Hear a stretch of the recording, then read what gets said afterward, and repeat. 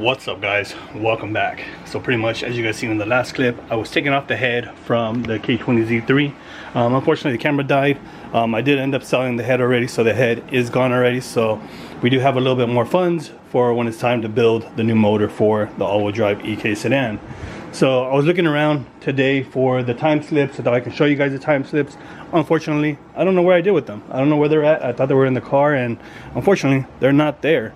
So I really wanted to go over what the plan is for the all-wheel drive EK and what we're going to be doing, because things are not going to stop. I'm trying my best to get this car back up and running as fast as I can.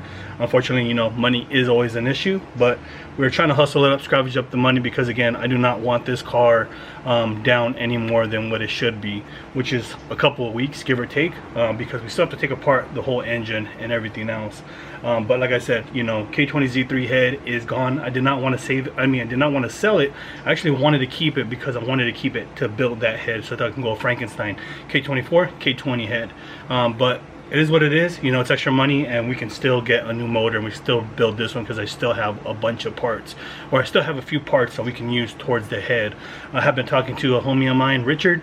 We're coming up with a game plan on how to get it built, what pistons, what rods, and everything else. And I am reaching out to a couple of people to see if they're down to join and see if they're willing to help out so we can get this car back on the track, because I'm not gonna lie, guys, being on that track that day, those couple of days, or that day should I say, was absolutely amazing. Brought me back to my younger days. I say it like if I'm an old motherfucker, but yeah, man, I mean, you know, being out there felt really good to be out on the track again and be able to put my car that I built for 4 years almost, you know, and putting it to the test. So I'm really hoping that we can get out there and have some more fun. So in regards to the engine, it is messed up, it is hurt. I could still turn it on and everything, which isn't an issue, but it does become an issue when you guys will see right now how bad it starts to smoke. And there is no oil in the catch can. I've already checked it, even at the track, and you can see how bad it is there. When you do rev it up a little bit, you can hear the knocking. So it is hurt, it is messed up, and the sad part about everything is that we actually had another show coming up, which is here is Week Fest. I'm still debating whether I should take the car still or not, just to present it, because I did pay for the ticket. I don't want it to be a ticket lost. It's just driving it, a car will have to be pushed in, just because we do have that issue so far. But yeah, let's go ahead and get into what the car did, what the plans are, and hopefully how fast we can get it done, because it's really going to depend on all the machine work that needs to get done. So let's get into it. Alrighty, guys, so I guess you can say the good thing about it is I did end up saving my time slips on my camera phone, I guess you can say. I don't know where they're at here, but if I find them, I'll go ahead and show you guys. But if not, I'll go ahead and put a timestamp, show you everything, both of them here. They're all in sequence. So the first one on the bottom is my first run, second one, and then the third one, and I'll go ahead and show you guys that here.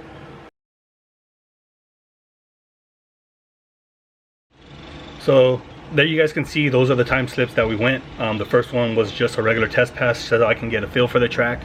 The second one was the first qualifying, and then the last one that was on top of the paper was the one, was the final second qualifying. Again, this was just qualifying. I'm very new to all this shit again, and I didn't remember the rules. I didn't remember the things. You know, qualifying, you really don't have to do anything. You just wait for eliminations if you're really going to go hard, and unfortunately I sent it hard on the qualifying, which was the stupidest mistake that I can make on my end. But at the end of the day, I lived and I learned, and we won't be doing that anymore, especially being boosted with the K24. So let's go ahead and get into it. So the first test pass, and this is the way it goes.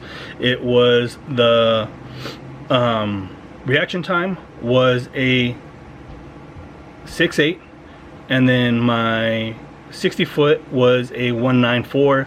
From there it was the 330, which was a 5.8, and then from there the 8th mile was 8.7 at 91 miles an hour, and then the 1,000 foot was a 10.9, and the quarter mile was a 12.925. That was the first test pass, first time the car has ever been on the track. I'm extremely proud of it still, and that's me babying the car still, because my mentality is always not trying to ruin my rear differential, break an axle on there, oil down the track, slowly get to learn the car. And that's exactly what my plan was to learn it.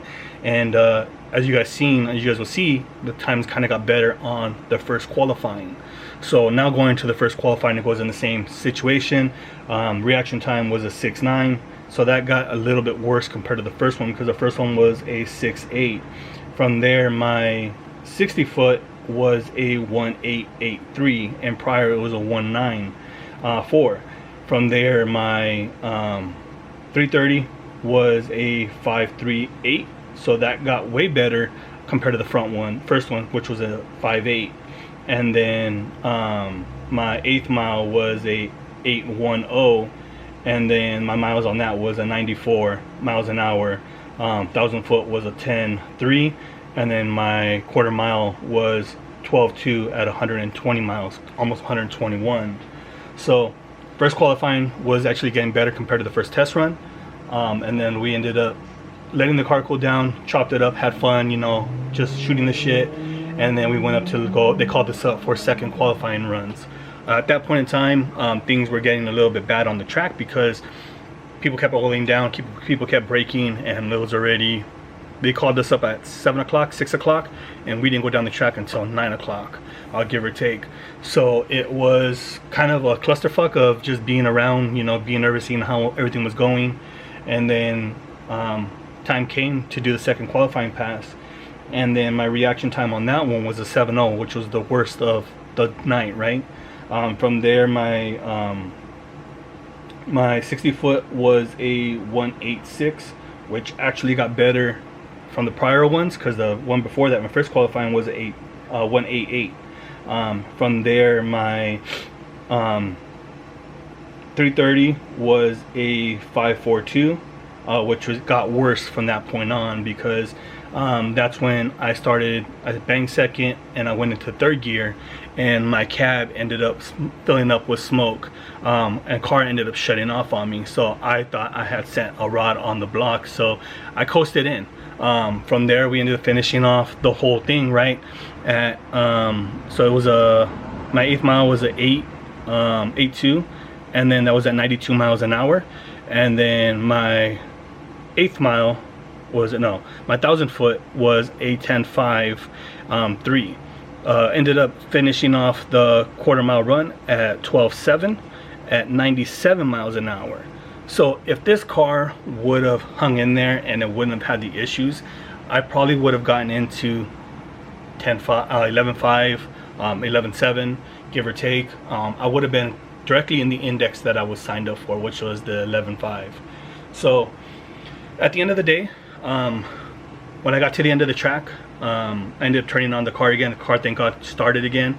I ended up going into to get the ticket, my time ticket, and noticed that a lot of smoke was coming from the catch can area. And as you guys seen, you know, turning on the car, all the smoke that comes out of the catch can.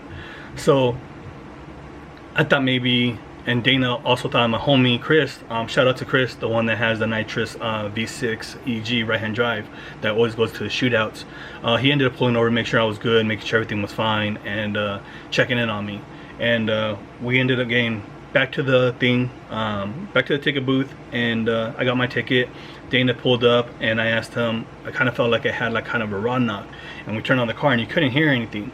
And then once I closed the hood and I started to leave, as he was walking back, he heard the ticking and came to the conclusion that the car has a rod knock.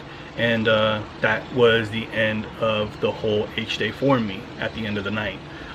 It was super bummed, I'm not gonna lie. You know, a lot of people, it's like, oh, you can come back, you can do this and everything else. At that point, I'm not gonna lie, I was kind of like, I'm done.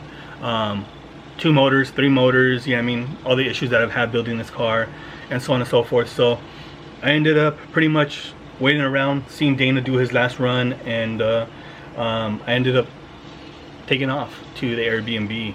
And I had a long talk with my wife and everything, and she was the one telling me, like, you know, you can't give up on something that you've been building for close to 4 years and let more bad get the good of you. And we've come to the conclusion that we are going to go ahead and build this motor once and for all.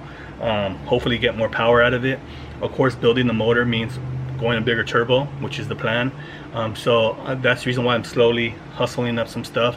Thank God when I was at H-Day, I was able to sell my 225/50s, the extra R888s that I had here, to help fund some of that. I sold the AC kit for the car, so that's money that's going towards the motor, and also selling the head just recently. Yesterday I ended up selling the head, and so I got some good money for that. So now I'm waiting on a few other payments that need to come. Hopefully they are ready to pay.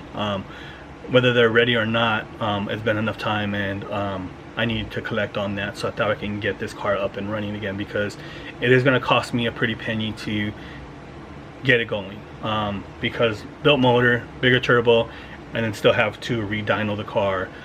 It's going to cost a good amount of money, and I'm not going the cheaper route this time. I was thinking about doing the whole CSS block. Unfortunately, everybody was telling me don't do that, you might as well just get a sleeve block, and I'm not sure about a sleeve block either. So I'm pretty much talking to my homie Richard. I've known him for years, and he is guiding me, and along with other people. So I'm trying to make some phone calls, I'm trying to make some emails to see if any other companies would get on board and try to help out. I'm not asking for a full-on, you know, sponsorship. I'm just asking for some help, and it's sad to say it, right? Because I built this car pretty much with a lot of no help, but I've had help from amazing companies such as Performance2Bending. I've had help from Hybrid Racing. I've also had help from Wireworks and S1. They're the amazing companies that I work with, so I can only try to grow and hopefully get more companies to jump on board, because again, I just proved that this is a street car, this is kind of a show car, and this is going to be a track car. I'm sending it, I'm doing what I want with this car, and I'm trying to have fun with it, and I'm trying to bring it to events so that I can showcase this car. So again, we're close, but we're still far, because pistons, rods, bearings, head stuff.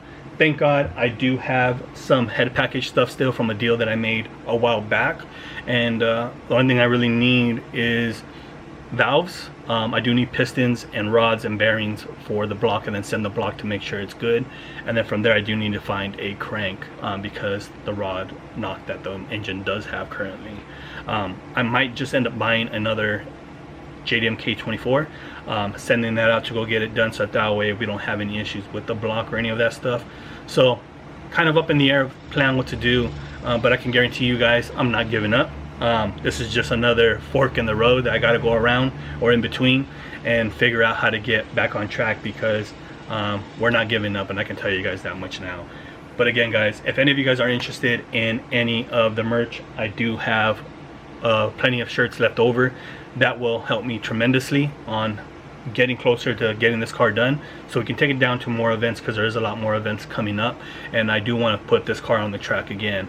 Some of you guys may know, some of you guys may not know, but I am actually parting ways with a few things, and this is to help me fund the engine that I want to put in here, which is I am going to be selling the Mugen lip kit.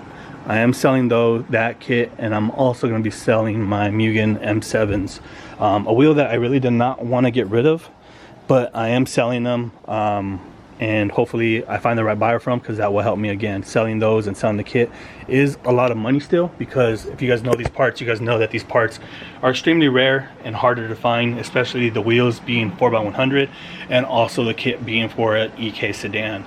The kit is not cheap, unfortunately. I'm just being honest with you guys. I am asking $5,500 for the kit. JDM Ohio sold the kit with a wing and a grill for $8,500, I believe it is.